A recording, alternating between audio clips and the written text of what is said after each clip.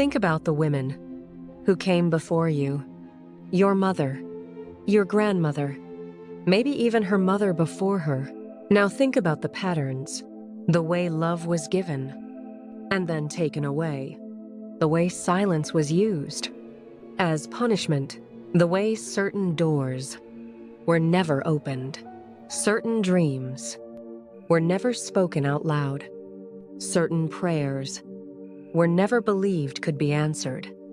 And now, look at your own life. Do you see it? The same pattern, different generation, different face, same wound, and somewhere deep inside you, you have always known. This was not supposed to be your story too, but no one ever taught you how to put it down. No one ever showed you where the pattern ends and where you begin. Today, that changes, because what I am about to share is not about blaming. The women who came before you, they carried what they were given. This is about you, deciding that what was handed to you does not have to be handed forward.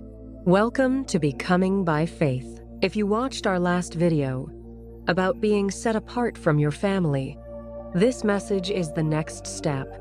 What do you actually do with the patterns you inherited? And if this is your first time here, I am so glad you found this today.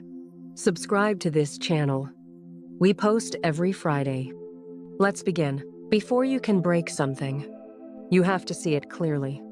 A generational pattern is not just a family habit. It is a way of thinking, a way of relating, a way of surviving that gets passed down, not through DNA, but through what we watch, what we absorb, and what we are never taught to question. Exodus 34:7 says God visits the iniquity of the fathers upon the children. Notice that word, visits, not forces, not locks in forever. Visits, a pattern that visits, can also be asked to leave. The women before you were not broken people. They were people who survived with the tools they had. But survival tools are not always destiny tools. What helped them endure may be what is keeping you from becoming. This is where most people stop. Before they even start, they feel the pattern. They sense something is wrong, but they never say it out loud, because naming it feels like betraying the people who passed it down. But here is what I need you to hear today. Naming a pattern is not dishonoring your family. It is ending the silence that allowed the pattern to survive this long. John 8:32 says, "You will know the truth, and the truth will set you free." Notice that, the truth, not the comfortable version, not the version that protects everyone, the truth. So what is the pattern in your family that followed you? Is it the way love was always conditional? Is it the belief that God blesses other people, but never quite you? Is it the silence around pain, the performance of strength, the inability to ask for help? Name it out loud if you have to, in your journal if that feels safer, but name it, because you cannot break what you refuse to call by its name. Here is where most self-help advice falls short. You cannot intellectually think your way out of a generational pattern. You can understand it completely, read every book about it, go to therapy about it, and still find yourself repeating it. Because some patterns are not just psychological, they are spiritual. Galatians 5:1 says, "It is for freedom that Christ has set us free." Stand firm then, and do not let yourselves be burdened again by a yoke of slavery. Notice that. Stand firm. Freedom requires an active decision every single day. This means taking the named pattern directly to God in prayer, not a general prayer, a specific one. Lord, I see this pattern. I did not choose it, but I am choosing now to not carry it forward. I ask you to break what I cannot break in my own strength.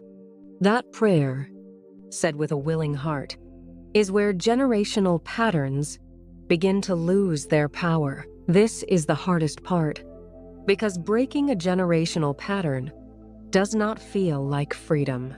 At first, it feels like betrayal. It feels like being disloyal.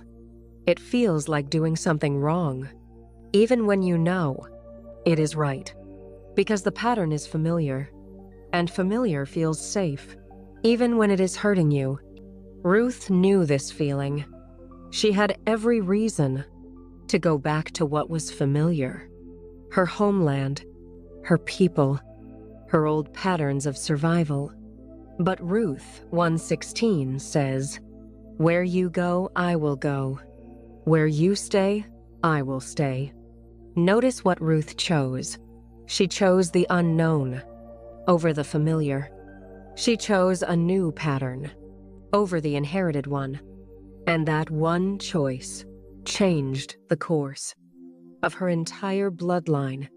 When you choose differently, even when it feels wrong, even when your family does not understand, you are writing a new beginning for everyone who comes after you. This is the truth I want to leave you with today. When God calls you to break a generational pattern, He is not asking you to abandon your family. He is not asking you to be better than them. He is asking you to be the one who finally puts it down, so the ones who come after you do not have to carry it. Isaiah 58:12 says, "Your people will rebuild the ancient ruins and will raise up the age-old foundations. You will be called repairer of broken walls, restorer of streets with dwellings." Notice that. Repairer, restorer, not destroyer of your heritage, not someone who abandoned where they came from. A repairer, the bravest thing you will ever do for your family is refuse to pass forward what was never meant to be passed forward. You are not breaking the family. You are healing it, starting with you. 3 steps, starting today. Step 1, write down the one pattern you know you inherited that you do not want to pass forward. Just one. Be specific. Step 2, pray over it by name. Give it to God directly. Step 3, this week, make one small different choice. Not a big dramatic change.